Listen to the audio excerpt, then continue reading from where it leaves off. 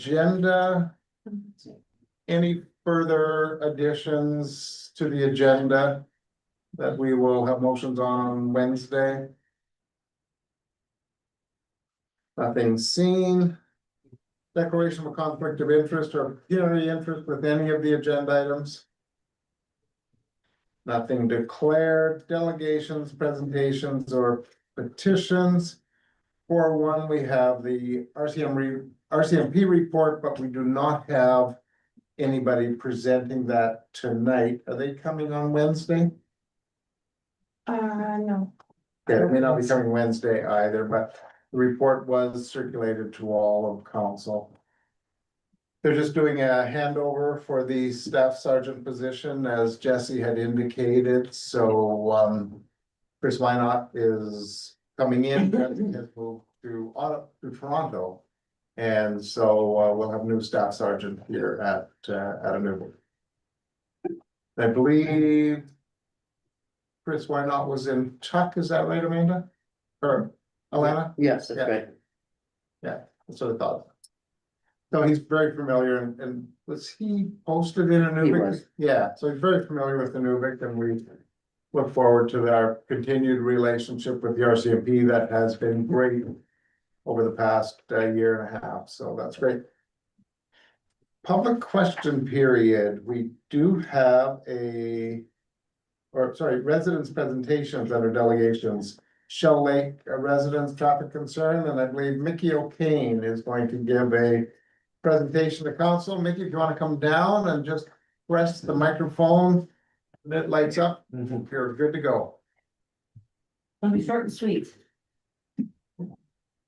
So, okay, so just to let you know that on behalf of the little community of Shell Lake, we're going to be applying to become a municipality soon. Good. We got a job. We got a job for you. On second thought, you all have the little handout that we've prepared here, and I'm thanking some of my neighbors who are here tonight also in support. A couple of our neighbors are also council members, and so I'm sure you're supportive of our idea, but you can't really say so in their positions.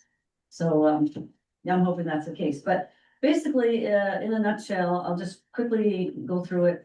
We're concerned that with the increase in population of Shell Lake, we have Tom moving out there with his 4 grandkids. Mario, hopefully he'll be there soon. I know Kendall's kids are grown up, but I live with an elder who sometimes we're on the road walking and whatever, and we've noticed that the traffic has not only increased, but people drive by there regularly from town, just somewhere to go, I guess, for a drive, and they're driving way too fast.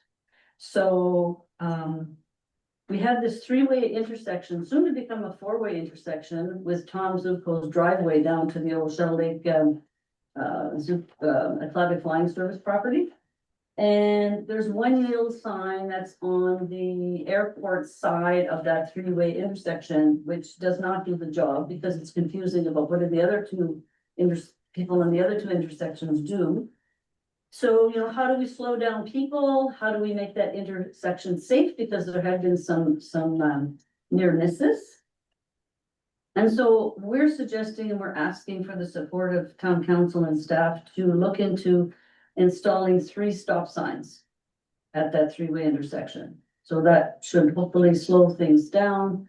And also then everyone would know that they need to stop to make sure nobody else is coming through. Sasha's here tonight with Rain. This is her first council meeting. She's 4. I think she'll make a great mayor someday. But just I'll just quickly read Sasha's and Jasmine's out of town, so I'll read their experience living on that corner where the 3-way intersection is, and the photo of their home is on the back page of the 2-page thing. So Sasha, you were saying that you and Jazz have been there for over 5 years. You love the neighborhood. You live right on the corner where there's soon to be a 4th intersection access road there. The traffic's increased.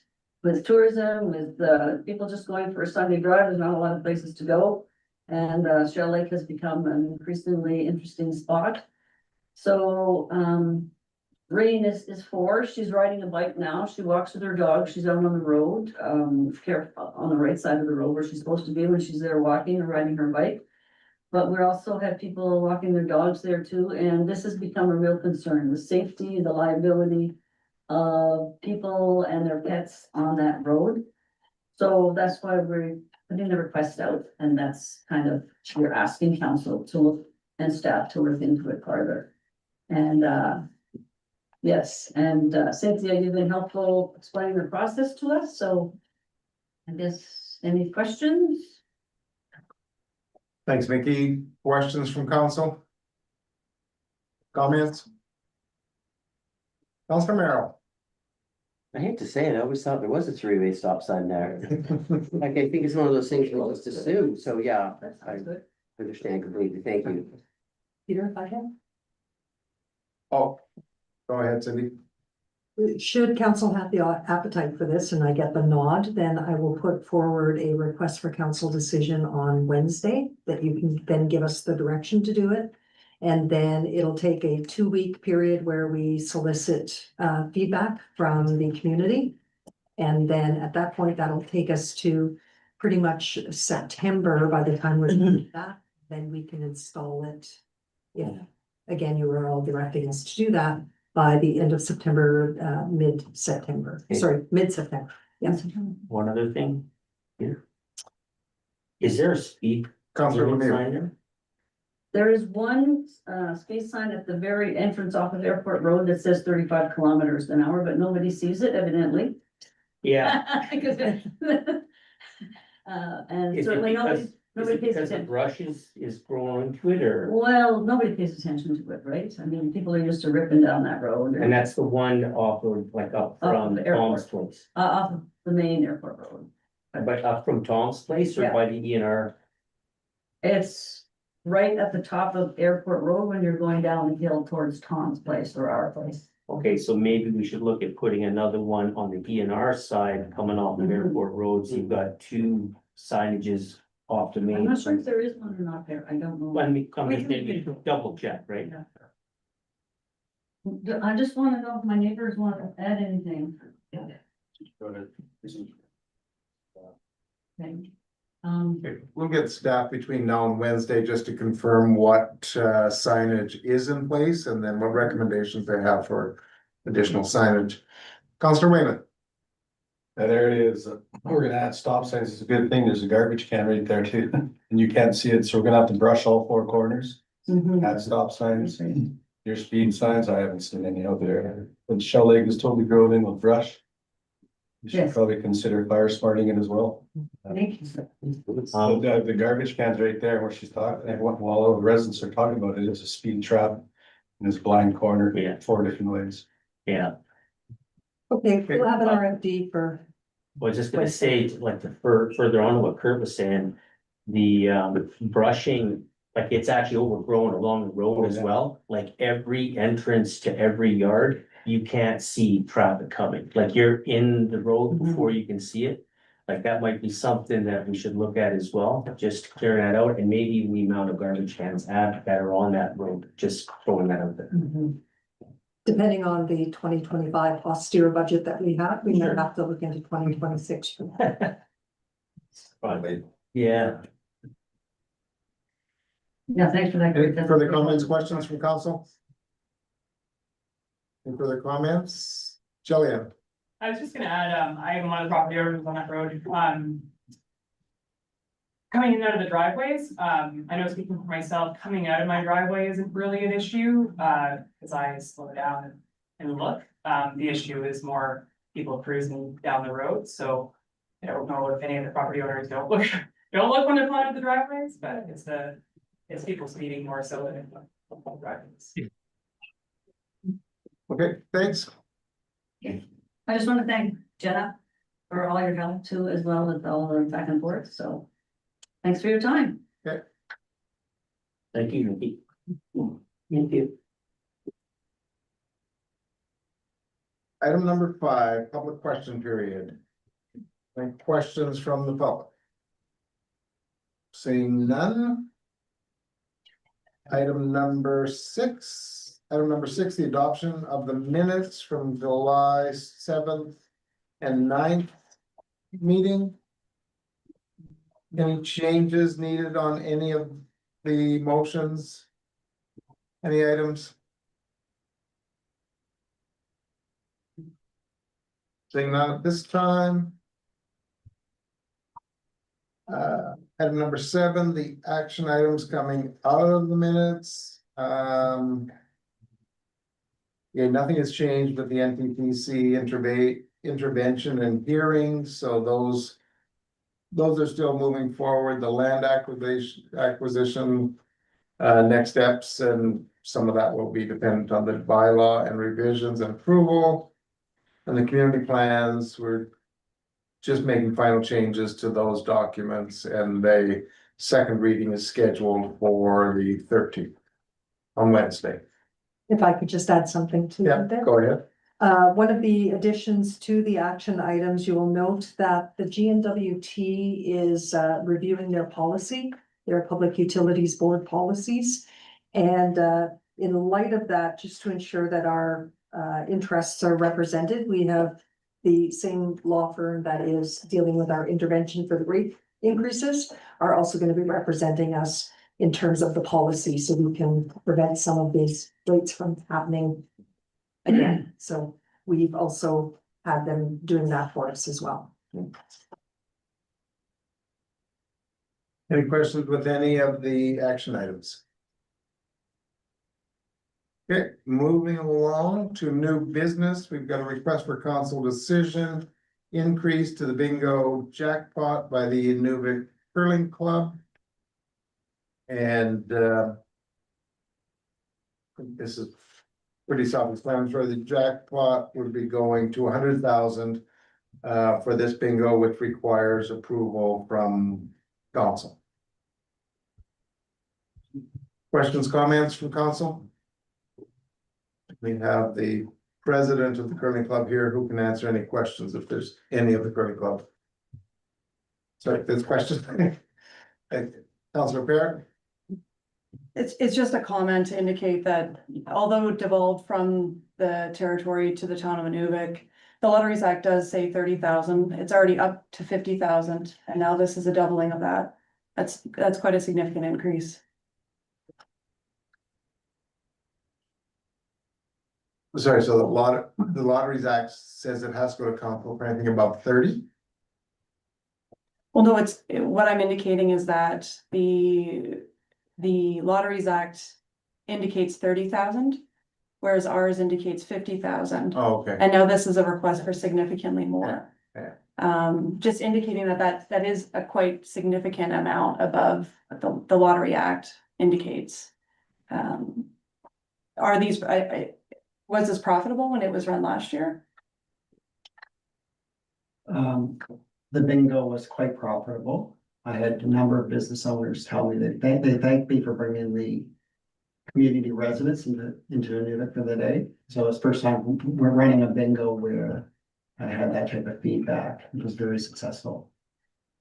And the curling club has the money in the bank to cover the jackpot. Not that we would ever lose that much. If a bingo doesn't cover, you would never lose that much. You would lose a little bit.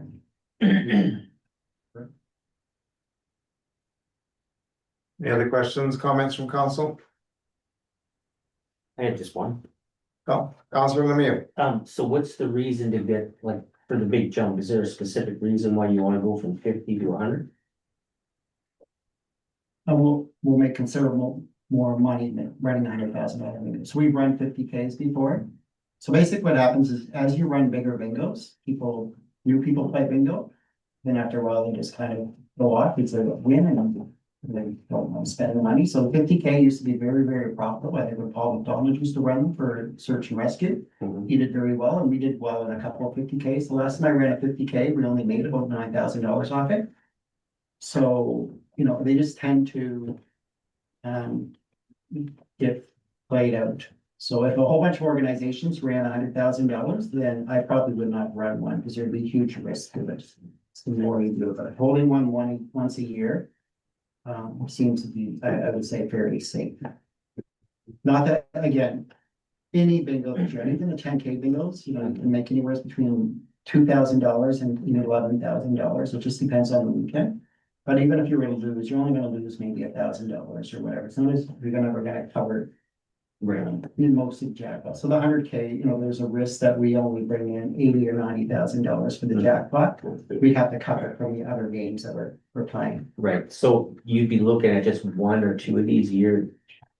Well, I plan on running one for the curling club, and we would do it every year if we, as long as no other organizations step forward and do it. But if other organizations start doing 100K, then I probably would not, because there is significant risk Right. if you don't sell the jackpot cards. And as I said, this attracts a bunch of people that don't play bingo. So at one time, 25 years ago, the $10,000 bingo was the bingo to play. Oh, I remember. Exactly. Right now, the 10Ks don't do what they used to, and the 20Ks don't do what they do. Now the 50Ks don't do. So you just gotta increase it, but you know, things get more expensive and you're gonna attract them. So in order to make the money. So we use the money for the youth programming. We use it, we're saving some for renovations that we want to do. And also just for general operations like pay for stuff. Any further questions for Nick? All right, thanks, Nick.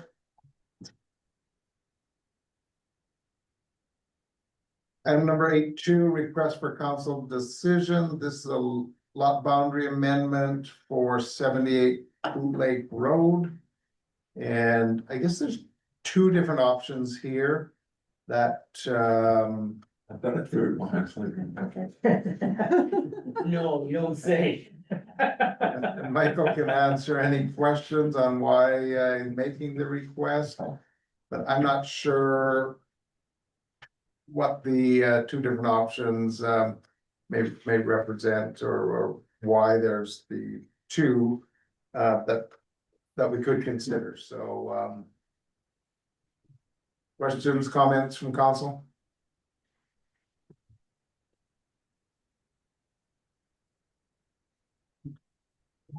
Councilman Lemieux. I actually have a hard time seeing, but it didn't really, I can't really see it that well, like it's pretty blurred out, so maybe just explain exactly what we've got going on, because I don't really see it. If you don't mind, Yeah, just hit the button. I'd like to explain why. Sure, quickly, okay. So most driveways in town here or yards have space where they can put a couple of vehicles, their boats and canoes and stuff like that. I can't park parallel to anything on my driveway. I can either have a boat or the truck, a skidoo somewhere else. And I'd also like to have a greenhouse at the back, but I can't, anything that I do on the back side, I have to walk in. And I can't, I can't just take a dump or a load of gravel and build a pad. And I have to move the greenhouse far enough away from the house so that any snow that comes off the roof doesn't wipe it out, which it wiped out of space on this spring, so I know I need some more roof. The land next to it is crown land. There isn't anything ever gonna get built on there. My third option, you see the red line there? There we go. Okay, and the green line is about where it starts off on the top right, about where Peter's property line is. So if you took that line, this is the third option, and ran it parallel to where the red one is, out to that point, and then turned left and ran it parallel to that, it wouldn't make the land or the property square it off because it's kind of a funny shaped lot, so it doesn't give me any options to do much. It would give me the space that I need and not encroach as much over it, further off. I mean, I don't mind the square lot, but at least I got some space for it. And it would give me a chance I'd like to blow out the deck on the house a bit. There's no room to do that at this point. People go through my yard on the west side to go to the walk to the hospital.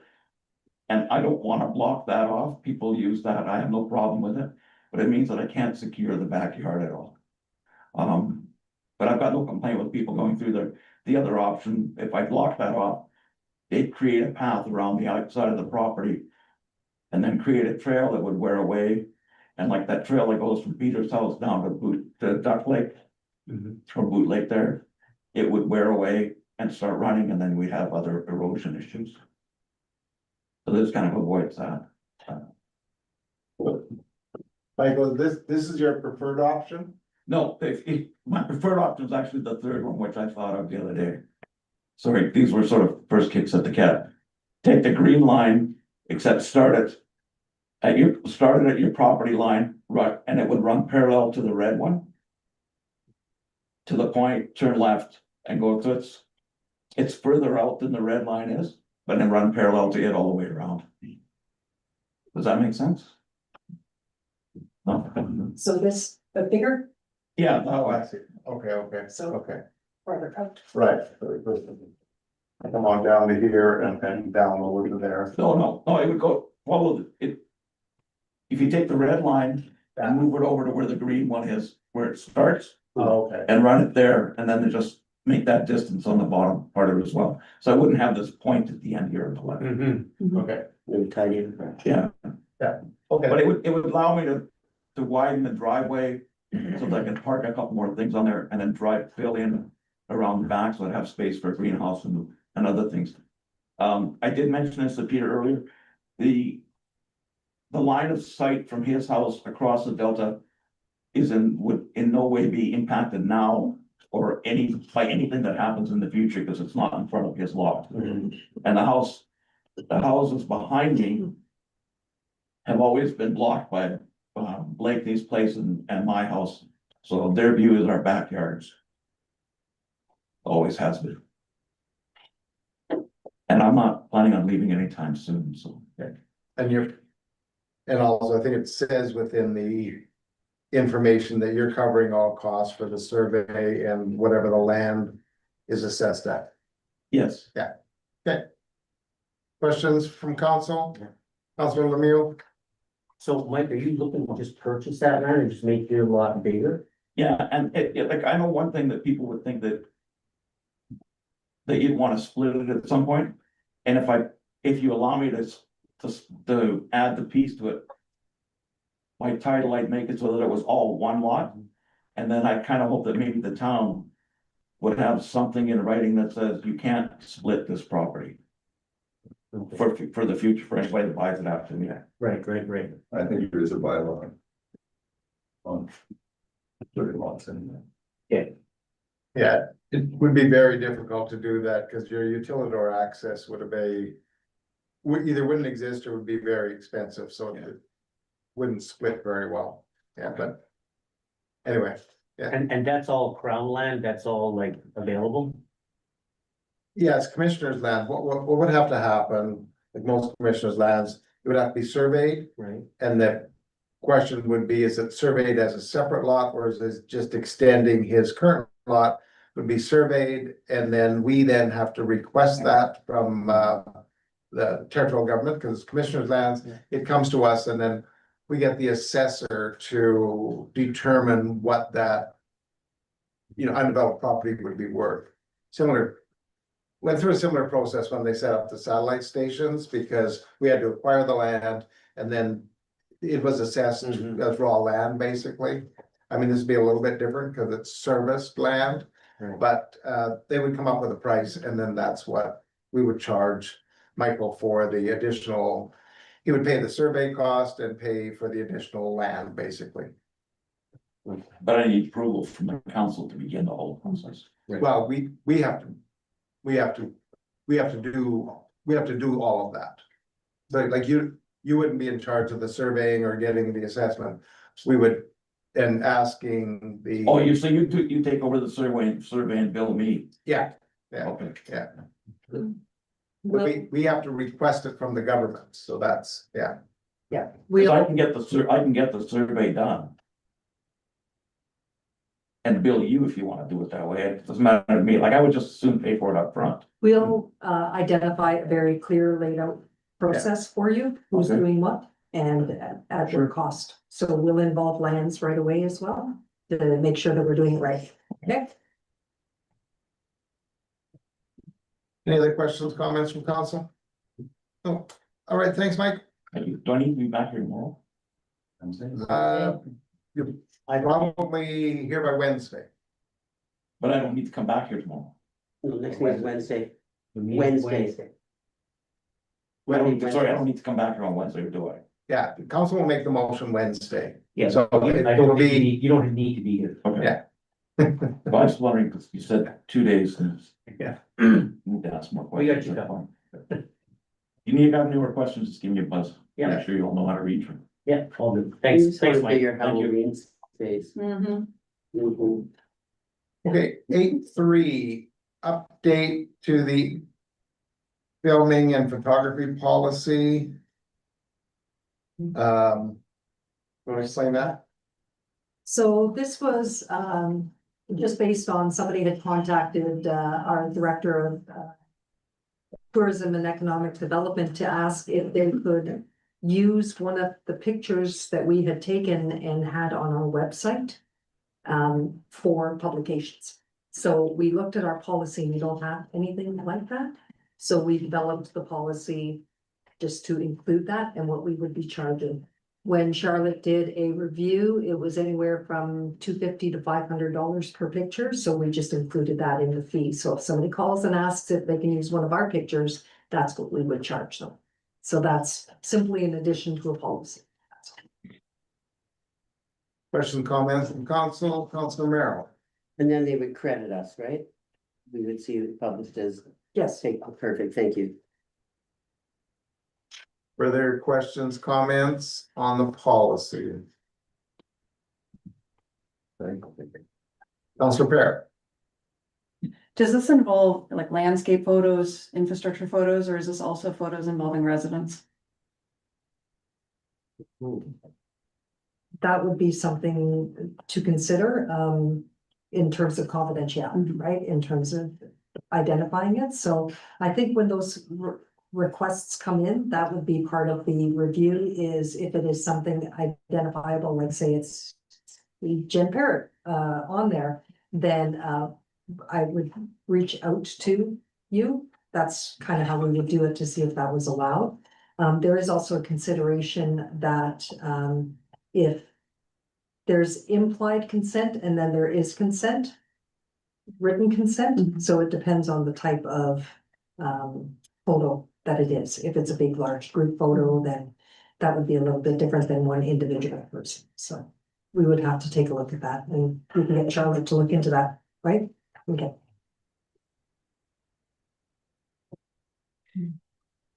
Any further questions, comments on the photo policy? Okay. We'll keep moving then. Request for council decision, introduction of a food truck policy. Want to give an overview of that, Cindy? So in our business license, there was really no designation for food trucks or food establishments. And over the past couple of months, we've had a few requests from people to run food trucks, but then there was no rules. And then someone was too close to another food truck during an event, and it just turned into something that we had to decide. So for the lack of a policy, we created a policy. We based it off of Yellowknife as well as a couple of the smaller communities in the NWT, and the Yukon territories took the best of what their policies were, and we created a policy. So basically, if you want to run a food truck, you just buy a business license like everybody else. You have the health inspection and some of the other requirements to make sure that you're doing it safely. And if that's the case, then you will get a permit. Now, where they can use the food trucks, it would be in designated areas, which are the town lots and facilities. So Chief Jim Cooey Park, the MSC parking lot, Duck Lake, the boat launch, those areas where it's community use. And then for the street, like for instance, Mackenzie, if somebody wants to run a food truck on a Saturday at 2 a.m. To have perhaps catch some of the people coming out of the trapper, then we've set some parameters where they can only have the food truck there from 8 till 2 or 8 till 3 a.m. So that way it's not interfering with the flow of traffic. The other thing was just if it was private property, that you would have to have permission from the property owner. So we just set some parameters in place. By no means do we want to create barriers for entrepreneurs. And we're just trying to encourage it. Okay. Councilor Lemieux. So we wouldn't be like holding back anybody that wanted to go to like a construction site and set up outside a construction site on the side of the road, if they're okay with it, or even the town, like the town dock, if there's something going on, go down there, even though it's town property. As long as it is not interfering with traffic flow. Yeah, So you will see in addition to, our highway traffic bylaw as well, ensure that the food trucks do not interfere with regular traffic flow or parking. right. As well as an event, like say, for instance, if somebody is having an event and they have their own caterer, then there's gonna be some distances that the food truck has to be away from the event as Right. well. Like for instance, say it was on Mackenzie at 8 o'clock at night, they couldn't be within 100 meters of the roost. Oh, I see. Because then there's no competition now, right? Okay, Yeah, so we tried the best we could to come up with all of these different scenarios, but likely something might come up and we just have to use best practices, ensuring that it's just safe practices. okay, because I just know that there's gonna be, like, down the road, you're Mhm. probably gonna see some significant construction sites. You know, sprouting up here in the next few years. I would assume these trucks, these vendors would probably want to take advantage of some of it, so As just. long as it's not interfering, like Yeah. they're not parking in a loading zone, that Yeah. they're not taking away people's parking spots and that type of thing Okay. during the day. Councilor Merrill. This may be in here and I'm just not seeing it, but have we covered off power usage? Like, are these generated or are they trying to plug in someplace? So I know one time we had a food truck downtown with a cord ran across the sidewalk and then up in the air and then everything else. Did we include power? Okay, we can add power to it where it's their own power. So they're not taking power from somebody else. Is that what you're suggesting? No, just I think that we define it because a business might be perfectly fine with them plugging in. But I'm also thinking generators. I mean, if you're running a generator into the evening and you're near a residential area, that might be loud, but I think that might be covered under. So generators are actually covered under noise. Okay, So we do actually include generators in there, but it can't be, or amplified music measured, no music after 2100 hours, as well as it has to be a quiet generator. yeah. So I think it's just that we're not running cords where people are gonna trip and fall. Okay, we will add something like that by Wednesday for you. Councilor Wayman. So how are we gonna go about choosing spots and everything and keeping them apart and? Are you gonna have a bidding competition to see who can be the closest to the fence or to the road or? Our first come, first serve, or what's the idea? I think it would be first come, first serve right now. Right now, there's two people who've indicated it. If 3 years or next year, there's 10 people that want to run a food truck, then we'll have to Okay, revisit. so are we gonna get our bylaws to regulate licenses now with people at the barbecue on the side and food trucks and barbecues everywhere? I just want to know how far we're prepared to go. And other jurisdictions too, like I've seen food trucks that have been side by each, they offer different stuff, or you have an option to go wherever you want, like this guy's fries sucks.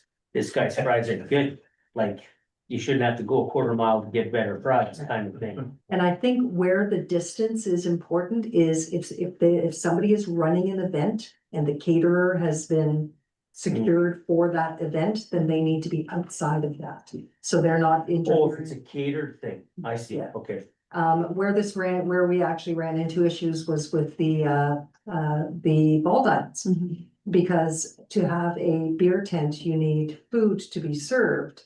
And a contractor, a request for quotes had gone out and the ball teams had secured somebody to run like a food tent. Yeah.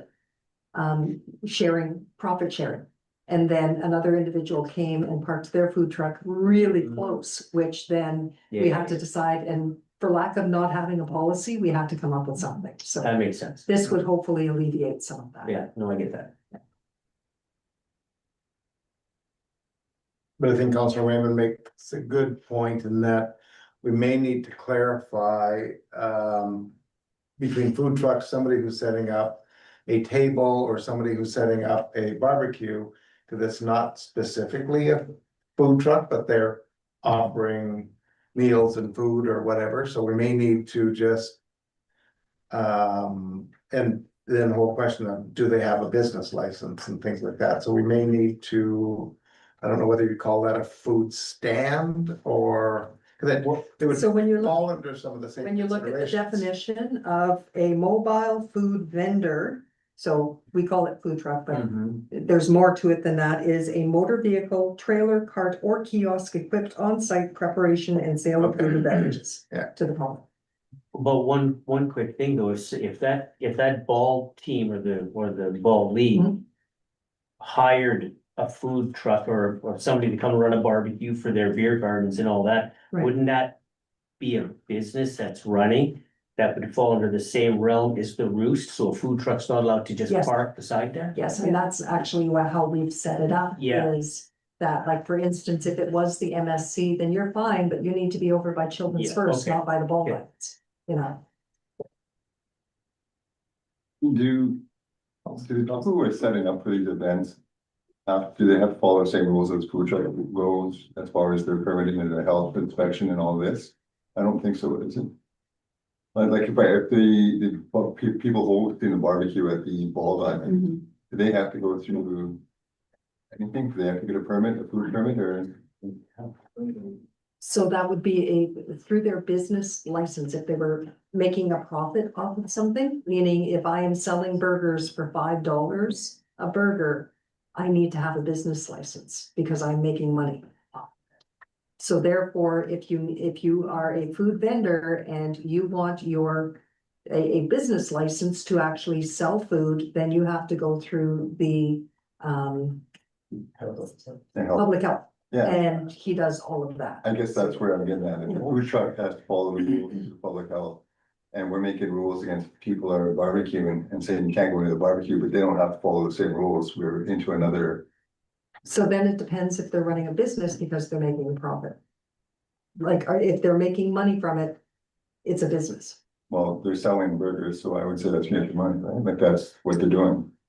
So they should have a business license, Yeah. and they should also have the approval of the environmental health, yeah, Exactly. yeah. All I'm saying is we're gonna run to this level, everybody's gonna want to depend on a level playing field. If you're telling the food truck that they can't go to the ball diamond, or the food truck's guy's gonna say, okay, well, where's their business license and where is their. Yeah, why is In Cory the Bates case, flipping in the burgers? case with we were talking about that particular case with the ball diamonds. When they run their tournaments in their beer gardens, in the cases that I am aware of, those people have actually had business licenses. Okay. Yeah. That's. They had this business licenses, so. Councilor Perry. I think just to provide some clarity. It's for conception for ball, it's one of two options. One, it's a fundraiser. And it's meeting the exact same standards and conditions for if the health inspector were to come or not. And it's not a for-profit business, it's a fundraiser that's linked to a bid that goes into the Slug Pitch Association. And it's all the exact same, and there are no profits. Because it's going into like the organizations that are linked to the ball teams. Mhm. Versus a business is the other option. So when we put it out for bid for concession, a business can also apply to be a part of that. And then in that case, they would have the exact same as what's written here. So I actually don't see it as a conflict, because both of them are meeting the same standards as a health inspector. Both of them are they still have food safe. It's still all the same minus, to my knowledge, it's either they're not for profit or they're a business. And I don't know of a not-for-profit that could run a food truck, because. So I think in that instance, I don't think we're gonna have the same level of conflict. And I agree, like, I'm in favor of what's drafted here. Because I really think it's gonna create the necessary divide between a for-profit business. Yeah. And a sports team trying to make some money to get registration for a tournament that's linked to a beer garden. I agree, it's not what I was getting at, but I just wanted to know that when you're making these rules, that everybody has to follow the right rules. I can make sure that we are setting parameters that everybody's following the same rules, that's all.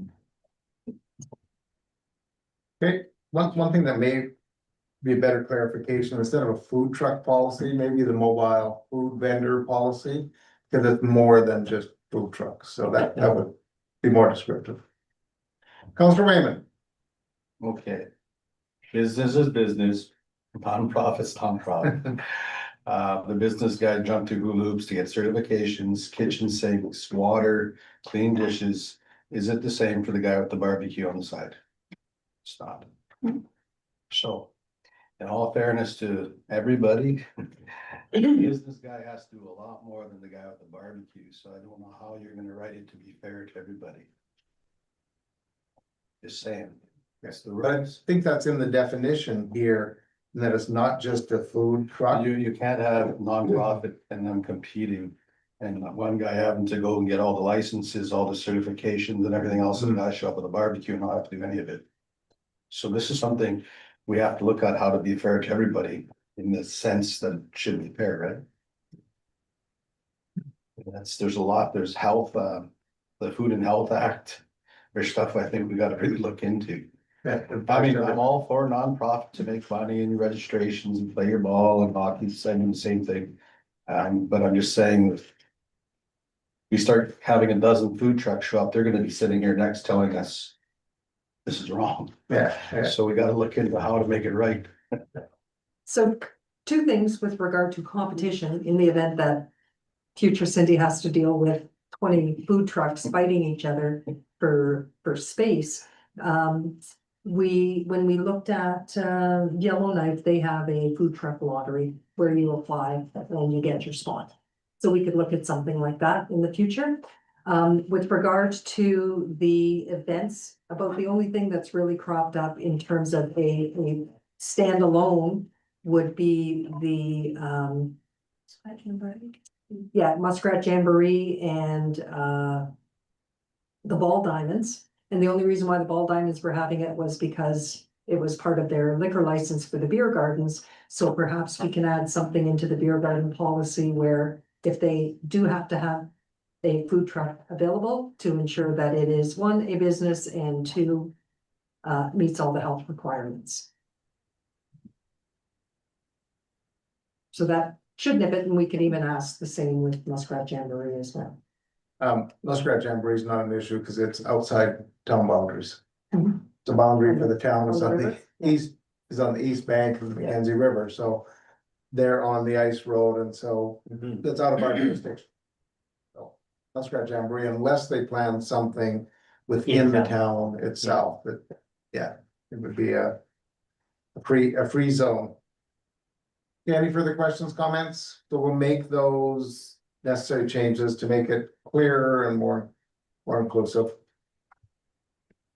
Item number, now we're getting into bylaws, item number 9.1 is the bylaw for the community plan. And I can give an overview. If you'd like, we've had a number of different comments, suggestions on the community plan and the development officer. I think, does everybody have this? Yeah, so everyone's got that. Now, that doesn't include, we did get a letter from the NEPAC, which in today, that just came in today at 4. This list doesn't include that letter. It doesn't include comments from Mitchell Macquarie. It doesn't include comments from Steve Anderson. And I think Tom Zubko had a few additional comments at the public session last Friday. Zubko's are on here. Yeah, he's got, is that the comments he made the Friday before or last Friday? It would have been Oh, the they Friday have before. commercials. Yeah, okay. Anyway, there are a few additional comments that we will look at what we can do to incorporate. I think everyone should have received the letter from the NETAG Witchin Council, which is got some comments on the plan, but also some comments on the process, which would mean we would need to have a further discussion on that. And just what our reply to that is. Any questions, comments on the community plan? I think we've got, oh, sorry, yes, we've got Peter's here, Everyone else is here for the NETAC Tiny Village. okay. Yeah. Okay, Oh, Mr. Mayor, We're not sure what it is. go ahead, Peter. thank you, Your Worship. With a first reading, council, in my opinion, should be comfortable in general with the terms. And it's okay with the first reading to say we're passing first reading, we like where this is going, but make these general changes. The second reading, for you to pass a second reading, in my opinion, you should have a high level of comfort with the nitty-gritties. Um, and often what happens in planning processes is that first reading is kind of what kickstarts the comments because suddenly it's a looming major bylaw, and you tend to get more opinions between that first and that second reading, and very often there is a delay on the second reading for new community planning because so many comments come in, and they have to be addressed professionally and appropriately. So once it's at second reading, it's going to public hearings and ministers. Um, a litmus test of whether council is comfortable with a community plan zoning bylaw going to second reading is the motion will be, we pass it as is with these specific changes, and they have to be rather specific. So it's like, um, we're changing from 6.5 meter setback to 6 meter setback and list them all specifically. When I prepared my gut is saying it's not ready for second reading. Um, it's not anyone's fault that it's not ready for second reading. It's that there's some comments that have come in that are very specific that were easy to include in the zoning bylaw, and there's some other comments that came in that were, um, let's change how the development officers is able to function. And that I'm not really able to comment on because council gives me the position and saying, here's a zoning bylaw, enforce it. So when we're dealing with comments saying, well, the development officer should be able to do this and not this, then I'm not going to be changing the zoning bylaw because that's sort of like telling council what I can and can't do.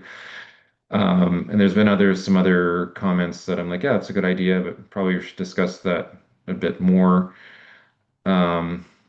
I realize there are time pressures on this, but I'm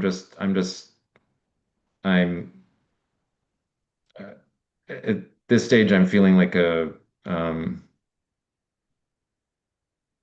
more talk is needed just based on the length of the list in front of you and the new comments that have come in. Thank you. Okay.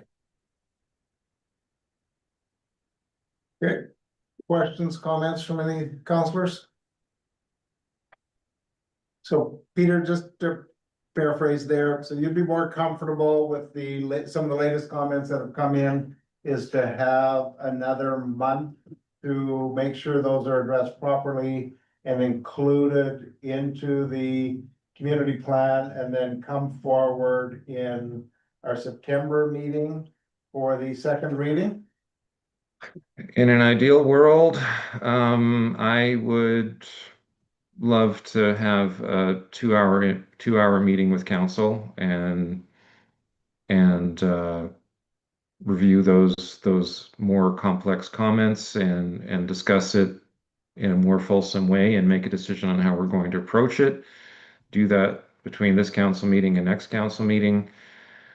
Um, and have the edits done fairly quickly so council can have a track change full read through.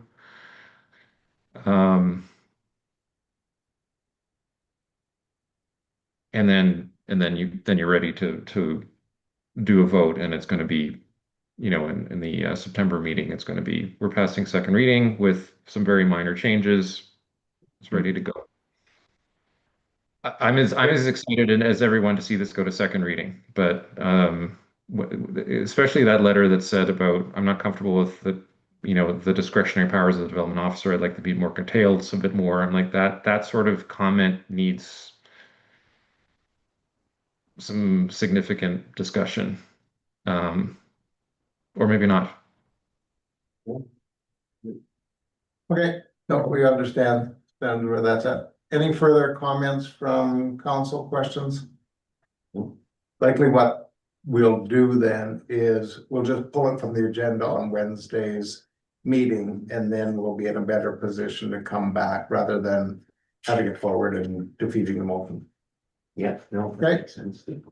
And that'll be the same for the, Our option would be refer the document back to administration with suggested changes or areas that require investigation. So we can still leave it on the agenda. That way you can make the motion to refer it back to us to further revise it. That way it's documented in public that you've referred it rather than just pulling it off.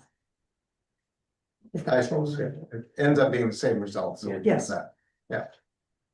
Okay, and that'll be the same for the zoning bylaw then also, because the two are attached. Okay. Item 9.2, town of Inuvik zoning bylaw, and so. I think, Peter, everything goes the same logic for the zoning bylaws as with the community plan. Yes. Okay. All right, so those will be drafted up to send back for more work. Okay, So Okay. having said that, do you want us to cancel the public hearing on Wednesday? Yeah, because we're not moving forward with, yeah. Okay, so we'll put out that notification first thing. Okay, And I would ask council to consider whether having a 3-hour online session at some point, or whether, how would they like administration to proceed over the next 2 weeks to make these changes, some of which are a bit sticky. yeah, I think what we can do is look at what the changes need to be, and then rather than trying to get everybody into the same room, which we know people are dispersing for the rest of August, is just ask for comments, and then we can also pull together suggestions to address those concerns and circulate those before the next council meeting. okay. Thank you, sir. Okay, thanks.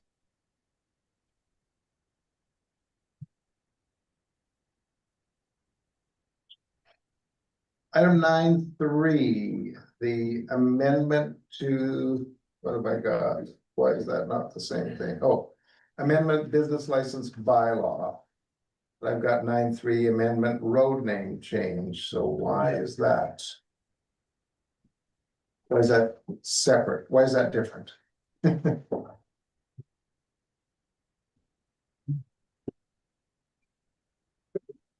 9.3.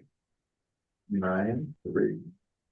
Business license, and this is road name change. Oh, there's the business license. sorry. Okay, all right. Should be in my premium, that should be in 5. Okay, all right. Just need a slight correction here. Item 9.3, first and second reading, amendment to the business license bylaw to include regulations for mobile food vendors. Okay. So that's what we had just discussed earlier, and then that would be put into a bylaw. Questions, comments on that bylaw? Okay, seeing none. 9.4. Is that, Oh, Counselor Wayman. you're saying 9.3 is to amend road name? No, Oh, so sorry. 9.3 is the, 9.3. 9.3 is 9.5 and 9.5 is 9.3. They just switched those two around. Okay, So 9.3 should be the amendment to the business license for the mobile food vendors. okay. That's 9.3. 9.4 is the amendment to the highway traffic law to include regulations for mobile food vendors. So these are just, as we accept the policy bylaw for the mobile food vendors, now we have to also amend a couple of other bylaws to include them into that. So that's what 9.4 is. And then 9.5 is totally separate. Okay. Okay? Everyone follow that? Any questions on 9.3 and 9.4, which are just going off of the mobile food vendor policy? Now these are two bylaws so that we can enforce anything that's in that policy. 9.5 is the amend road naming. And so this is, Cindy, do you want to give an overview of this? So, a month ago, we received a request to rename Dawn Cave Court, the end of Shell Lake Road, to just be Shell Lake Road. Because it was confusing for the people who were trying to get there. That's primarily the reason. The people that actually live on Shell Lake were the ones who identified that they would like to change it to Shell Lake, so that way it's more easily located. People know, whereas when you look up Dawn Cave Court, it doesn't. So it went to the committee, and the committee agreed with Shell Lake Road to include from one end to the other and around it. Councilor Raymond. Little history on Don Cave. He's a counselor of Inuvik for 11 years. He was a firefighter for 20 years. The name out there was named Don Cave Court. He lived, eat, and breathed and died here. He'd be no better than any of these men on the wall, and just as good. So how are we gonna rename a road after some history of a man that was actually here since the beginning of Inuvik? That'd be totally embarrassing and totally dishonorable. I don't think this should even hit this table. I think we should have did more homework on this before we even brought this here. 11 years, deputy mayor twice. Original firefighter of Inuvik since 1960. There's a lot of history here. Mario probably knows it. Sure Kendall knows it. But I don't understand how we can go up and start to rename a road now after a man that was one of the pillars of Inuvik. Thank you, Councilor Wayman. Comments from other councilors? Councilor Lemieux. I know where this is coming from, you probably do as well, and you can't take anything away from what Kurt just said, I mean, it's legit, and I think Vince is actually the one that implemented that, cause that thing don't get it. Yes. Don't get Very it. much, yes. This is coming from a couple of the residents that are like down there, so I don't know if it should have been here, brought to the table or not, but that's kind of where it's coming from. So whether or not this is something that needs to be voted on or further discussed, I don't know, but it was just a couple of the residents there that had an issue with it. So that's the only thing I know about it. Councilor Raymond. One more thing about confusion, and I understand the confusion is. The sign is not at the entrance, it's halfway down the road. Why wouldn't we put the sign at the entrance and nobody will be confused Don Cave Court that way? The Don Cave Court sign is actually down the road halfway in the bushes and hard to see and not very visible. Simple, right? Councilor McDonald. Yeah, I mean, the name of the road to me is not that important. It doesn't matter. I live on the road. I think where the issue came was that it was named Shell Lake Road. Previously, it got changed. I don't know, maybe they feel like they didn't have the say at the time. But I mean, it's just my personal opinion that it's not that important, the name of the road, but what is important that if we start to change anything, that it should stay. And if instead of changing it, new roads maybe should be named and the original name should stay. Like that's just my opinion. Further questions, comments from council? Because Councilor Merrill. So is it possible, I mean, the people living there want the name to be Shell Lake Road to reflect the area. Is it possible to take the name of somebody who contributed to Inuvik and use that in our next development and have a different Don Cave Court? But my understanding is he never lived out there, did he? No, Okay, thanks. I mean, it's certainly possible to name something else after Don Cave. We just have to decide if that's the route we wanted to go. Councilor Raymond. The road was named before anyone even lived there.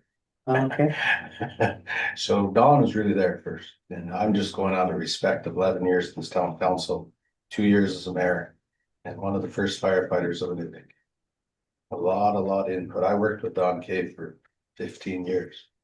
I've known him quite well to the day he passed away, and out of the deepest respect, I'm just going by this council, these mayors on the wall, and what our community is built off of. The pillars, the start of it. It's a very, very interesting town and how many people are involved in it. And Don was one of them. Thank you. Thanks, Kurt. Councilor McDonald. Yeah, I don't think that was named Dog Kid Court before anybody was there. I didn't think you were there when it was Shell Lake Road. One house. Huh? One house was. No, I'm just saying, but, and that's where the bulk of this change is coming from, just to be clear, right? That's the name they had on their street, and that's the name they wanted it, whether we change it or not, and just, that's the street, they lived there on Shell Lake Road, that's what they wanted. If I remember right, the road didn't the road end at Inuvik Flying Service or whatever it was? Pretty And much, then- it was a kind of a. And then the road was There put on. in, and then that new extension was named Don Cave Court. Yeah, we only went in. Yeah, like the road didn't go much past where the intersection is. Yeah. Yeah. There was a trail there, it was a goat trail. Right. Yeah. And then actually where Kendall is at the end, we were supposed to make a big circle at it. That never really happened. Like, that's why it's called court. It was gonna actually turn around. And I think the first drawings actually went up in the bush and we're gonna go halfway to the highway or something too. So. Yeah. So eventually the court would go around and up and back. So you split all those. That's eventually, that was the first drawings. I don't know if it's still on there. Yeah, that's not still on the plan, no. Okay, any further comments? 'Cause then we will have a motion on this on Wednesday.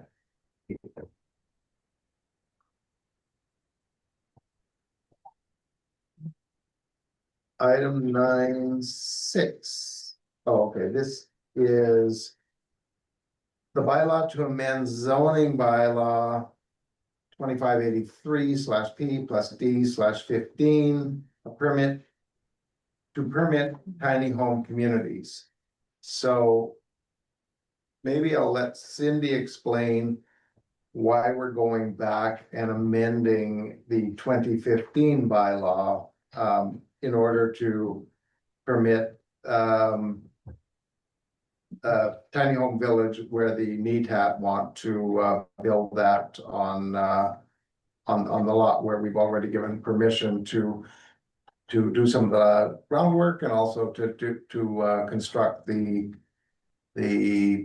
support building. So historically, when this came in the beginning of last year, as we were taking a look at this development, the 2015 bylaw does not speak to tiny homes. And we had hoped that during the community planning process that we would, and we have actually planned to have the reference to tiny homes as well as tiny home village in the community plan that is under review right now. So as it is right now, we cannot base our decision on a future community plan because that's not the law. Our existing community plan is 2015. So what we were able to do to get us to this point was we were able to give a development permit for the groundworks. And then, if you recall, we were able to give a development permit for the center building because that fits within the 2015 bylaw. So we're now at the stage of this development where we are adding the tiny homes the 9 tiny homes to that lot. And you can't as council approve it because it's not in the bylaw. So we have to now add that component to the bylaw. So that is what we are starting with. Once we get that in place, then a development permit can happen.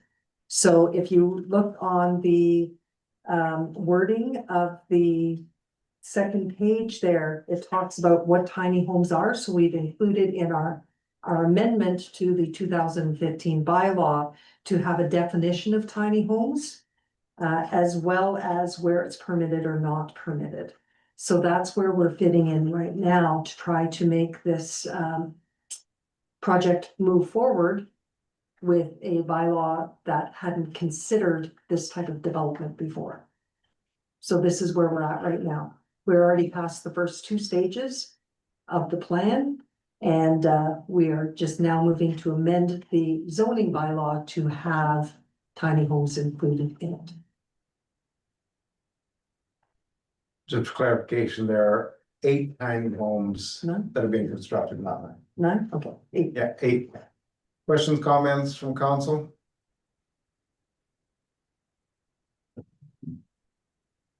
Go ahead, Peter. Thank you, Your Worship. I would just add that to prepare this proposed zoning amendment in front of you, I basically went to the 2025 zoning bylaw. I did a word search for tiny and then copied and pasted the exact wording over from 2025 into the 2015 in the same primary sections, just to make it a little bit easier so that any permits that are issued under tiny homes will transfer very easily over into the 2025 plan.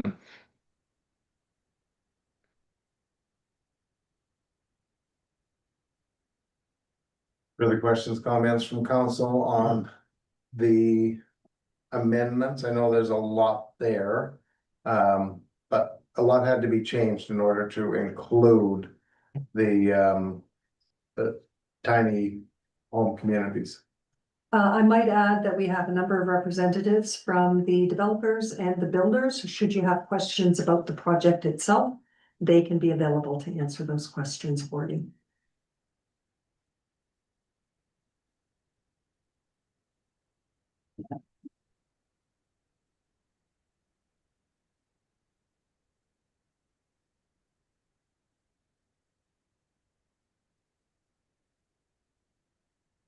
Just give everybody, I know it's a big package, give everybody a minute just to look at that, and then if there are any questions now, well, we've got people online.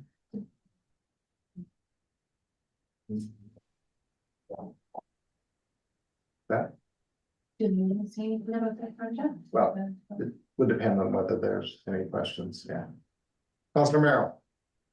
So I do have one question. Why did we go with 400 square feet and not slightly larger? I'm thinking of the 512s, which were like the original homes in the which literally were tiny homes. Is 400 square feet a standard size for a tiny home, that and smaller? 400 is used in many zoning bylaws as a benchmark. It certainly is in Rocky View County where I reside. But there's no rule that says a tiny home shall be 400 square feet. Thank you, Peter. Further questions, comments? Just on the process, because we would probably be until the end of September by the time we did first reading, second reading, a hearing, and then eventually third reading. Yes, because this is the zoning bylaw, it needs a public hearing as well.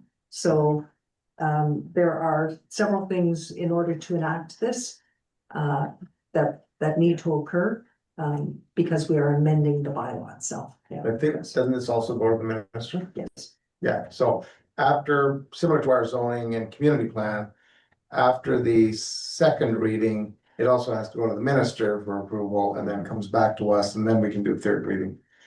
Councilor Lemieux. So there's a lot here, but access for town staff, fire, utilidor, all of this stuff is being taken into consideration with the implementation of these tiny home like areas or what have you. So all of that has been reviewed? Yes. Okay. Matthew George here, just project manager on the Tiny Home Village.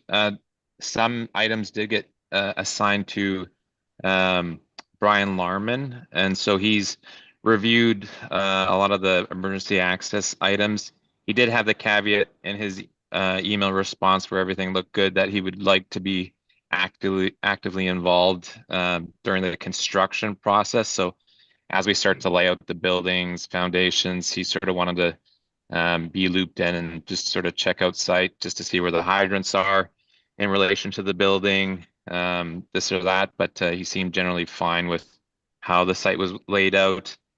We did some extra steps since I guess our last meeting where the central building again has a fire alarm system, a sprinkler system, a wheelchair lift, but the tiny homes, because they're in the back there, what we did and mentioned it to Brian Larman is each of the tiny homes has a combo fire strobe above the entry door. So in the event someone calls a Inuvik fire department and they show up on site and they know it's one of the tiny homes, the one that has the smoke detector go off, that light strobe above the door will be going off. So it'll allow Brian or whoever at Inuvik FD to better identify the buildings.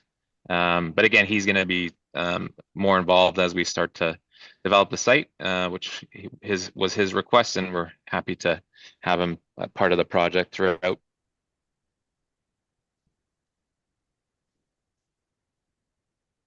Thanks, Matthew. Councilor Lemieux? Yeah, hey Matthew, just curiosity, have you got like wheelchair access to all of these? Is there like boardwalks going around? Is it all stairs going in? Just more curiosity than anything.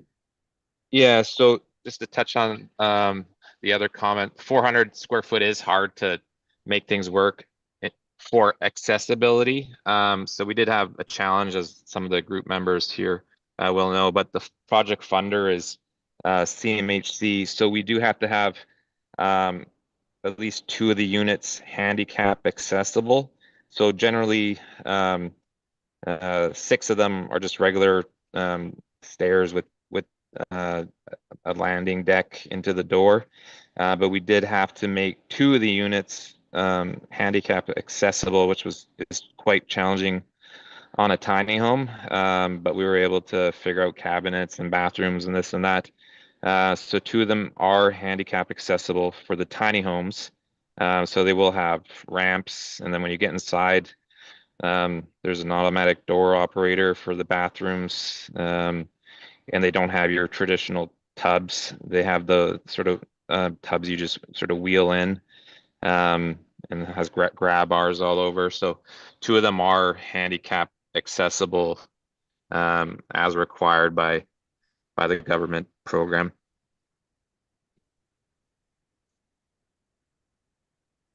Any further questions, comments from council? Nope.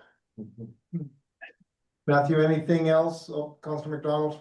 Yeah, I'm just curious, are we amending the bylaw because it's gonna be a faster process than, because I think we discussed this with the community plan, and I mean, I'm all for this, and that's why I'm asking, is this the quickest way to go about this so that they need that can move forward with their election? If we were to delay the community plan, and the talk about deferring it so we can spend some more time on this, and in light of some of the other feedback that we've received today, then the community plan is going to be delayed. It's basically, it was neck and neck. But because of this slowing down of our community planning process, then this will be a quicker way to do it. Okay. It might be a month earlier than our community plan. It really depends on the outcome. This is a little bit more definite and concrete where you're making a decision like this versus the much larger document. And this is our only option, I'm guessing, that can help expedite this. Yes, there is no other option because in our 2015 bylaw, tiny homes are not spoken of. Yeah, okay. No further comments from council? Okay. Matthew, no further comments from you? I believe the president of the NETOC couldn't make it. They have an assembly. And again, I just want to say thank you to the last administration and this administration because of the phasing of permits. You've allowed us to get going on the due diligence work for the government funding agency. So we've did that. It released the capital dollars, and we invested it in the tiny homes and central facilities. So we're rapidly building away in Barhead, Alberta. I sent some photos, I believe, to Peter and Cynthia. So they're quite high-end tiny homes, and they look quite nice inside. But the president of the NETOT did want to ask or get further elaboration on, I think, what Councillor Kendall had mentioned.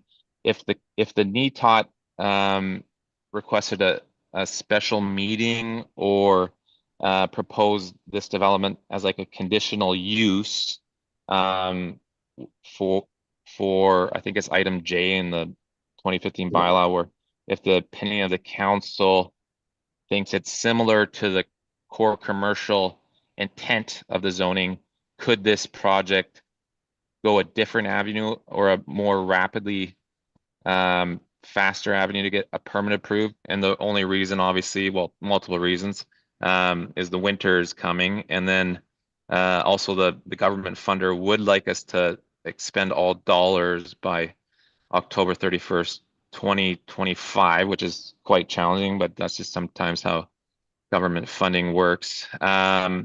Is that an option, or are there any other option that the NETOT could request that would provide a more expedited conditional or regular permit approval process?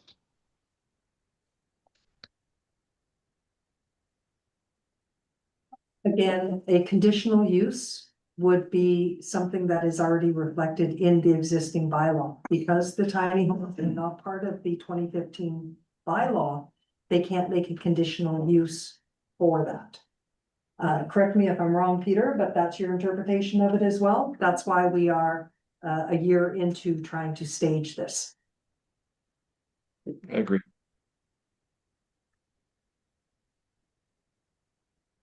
Yeah, unfortunately, Matthew, we're held by the process, and given that this just came in, what, a week? August 4th. August 4th, had it been in June or even in July, when we had more meetings, but in the summertime, we typically only have one meeting in July and one meeting in August because counselors and their families are enjoying the summer. So that's why we're where we're at today. But as long as everything goes smooth and there's no opposition to the amendment in the bylaw, we should be able to approve everything by the end of September, which fiscal year wise is still plenty early. And if you've got the units already constructed, then that should be easy to get them up ASAP, and also there's a fair amount of land work that needs to be done that hasn't started yet. So both on the parking lot and on the site. So there's certainly work that can be done until the everything's put into place. Yeah, thanks for the elaboration. And again, it's with the last administration, this administration's allowed us to get things going. We did start, the site superintendent is here just listening in, but we did start the site works today, getting everything going on site. So again, thanks to the phase permitting, at least we've been able to get going on some items, and we are again rapidly building the modular units in Barhead, Alberta. So we'll take everything into account and try to plan and phase everything efficiently so we can sort of work with and against winter. Yeah, no, and we're certainly looking forward to seeing completion. It'll be a great addition to the community. All right, thanks, council. Moving forward, we have item number 11, sorry, Item number 10, we don't have any departmental updates, right? No, No departmental updates. Item number 11, information items. I'll let Cindy Basic give line. Yeah. give those. okay, some good news, in terms of funding. So we were actually, working with the ECC on wildland urban face or urban interface, funding. And we had done a proposal in April, and we were able to secure another $275,000 for our wildfire interface program. This will allow us to hire a coordinator. It's for a year. That will allow us to hire a coordinator, not only to benefit the community, but also our partners in the community. For instance, we can be doing fire smarting, going out to like the GTC Wellness Camp, Reindeer Station, the ICC, as well as help regionally, where some of the smaller hamlets may need just a little bit of advice, and ECC has recognized their staffing capacity is limited. And it's going to allow us to have a farther reach and focus not only on Inuvik, but also helping out our community. So very happy to be able to sign that contribution agreement. And you should see some work. We had posted for the coordinator, interviews are going to be next week, so you'll see some of that fire smart and interface work being done within the next month, starting. So just a breakdown, how much is going towards salary and how much is actually going towards fire smarting? So the breakdown, if you're looking at, well, again, these are rough numbers, off the top of my head. So the, salary is the equivalent of a peace officer. So you're looking at around $100,000 towards salary. And then the remaining will be going towards equipment, vehicles, the visits, that type of thing. So, Director Larman will be back next week, so he'll be able to provide a more fulsome description of it. Yeah, that would be helpful, because we've had a lot of discussion about fire smarting, and I mean, we've been lucky this summer, it hasn't been that hot, but we haven't done much on the ground as far as fire smarting. So it would be good to see how that lays out and see what we can do, and how some of the other potential development that we're doing will also help. So yeah, that would be useful. Any further question, Councilor Raymond? That's really good to hear. Have we reached out to any other housing or any other, we're gonna put up brochures and houses in town, and our utility systems is our own thing, but fire smarting, but I mean, Inuvik Housing owns quite a bit of houses in town and everything's growing in. We're gonna start fire smarting, we should maybe start reaching out with memos and talking to all the stakeholders in town and landowners, and pulling the town together to do it together, because it's only a matter of time before. I mean, I know some of them are really beautiful, some of them make nice hedges and some have nice privacy and everything, but the fire smart thing, we have a lot of brush in town. A lot of potential here for a big fire one day, and cleaning up and making it pretty. Like you all drive around, you all see the houses. There's some of them are you can't see because of the brush, right? So it's just, we might want to reach out with memos and then social media and wherever we can to make. I know we can't enforce it, but it's something that we should bring to light. That's actually the first 5, 6, 7 bullets on the job description. Yeah, so yes, that is part of what For the some initiative reason, I is. have this page. Yeah. Okay, any further questions, comments? All right. Council concerns. We got 2 more. What? Oh, sorry. You've got the other 2. Yes, sorry. Yeah. Other 2 information items. So the other funding agreement with CIBC for Inuvik Works, when I had initially put this on the agenda, it was because we had reached a milestone with Inuvik Works, and since then we actually have additional funding from not only CIBC but also the Inuvik Community Corporation, ICC, has also contributed another 40,000. Which highlights what I wanted to talk about was the good work that Patricia has been doing in terms of accessing our funding. So I just wanted to bring to your attention, less than 3.5 months ago, on March 25th, we had run out of funding and we had said we were waiting, and we had given her 3 months to come up with, and $12,000 to come up with funding. Since that time, the total amount for this year alone is $431,000 of funding to support the programs. If we include we were able to go $75,000 a year for the next 4 years for a women's initiative. So in total, she was able to get over $678,000 worth of funding in the 3 months. So that was a very good investment of the $12,000 to keep this program going. So she's not here today, but I wanted to publicly acknowledge the work that she has done and the support that both mayor and council have given her. So.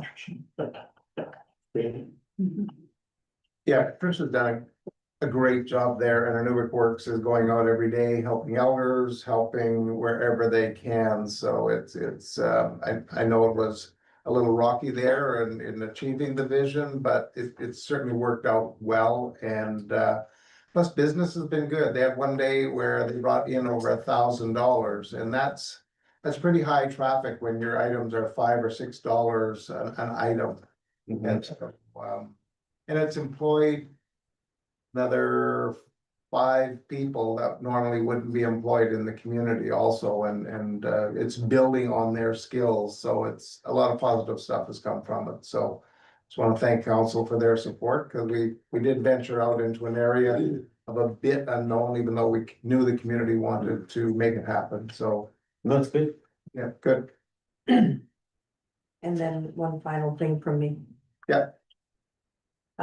So we were going to put an RFD together to award the contract for the concession. And we wanted to give you a heads up because we need to have this discussion.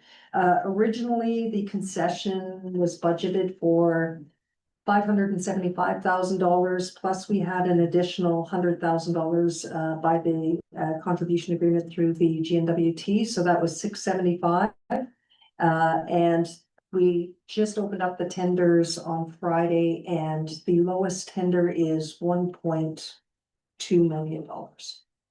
So we are looking at a shortfall of around $700,000 by the time it's said and done.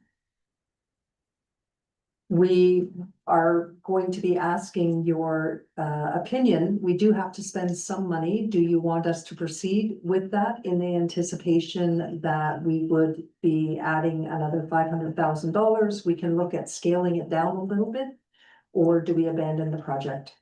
So I just wanted to give you a heads up now for that consideration, and we can bring it as a council decision on Wednesday with the lowest bid.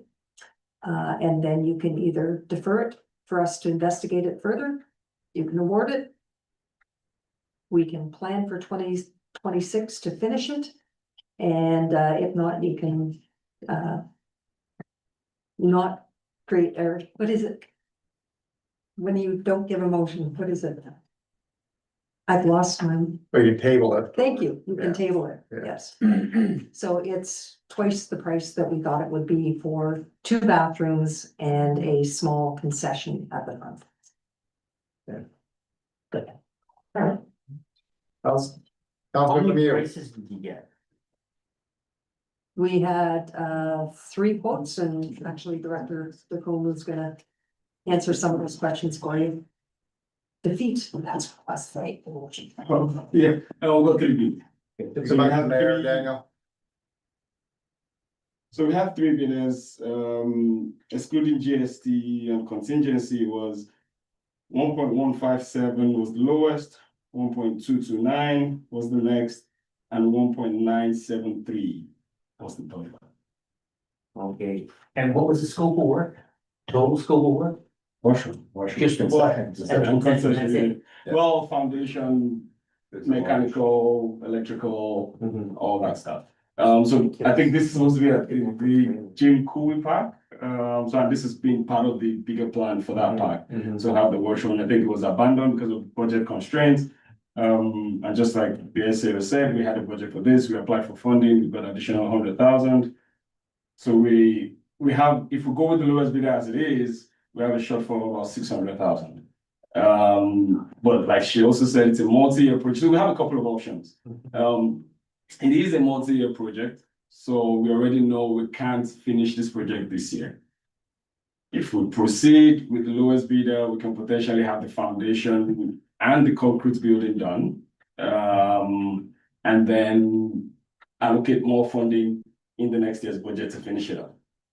We can defeat, just like she was saying, we can abandon the project if we don't want public washrooms anymore. If we want to keep using porta potties, we can do that too. But obviously something we had discussed with the mayor was going back to the engineers as well and trying to see if there's room to reduce the cost. So for instance, currently the piles are going 12-meter deep and 10 inches wide piles. We could probably go 6 or 8 and 8.5-meter deep. That will probably reduce the cost of the foundation. So those are options we could potentially look into to probably reduce this cost. But obviously, any option we take, there's a risk. If we abandon this and go back to tender next year, all the prices might have gone up again. Sorry. Councilor Merrill? Sorry, thank you. How many square feet is this?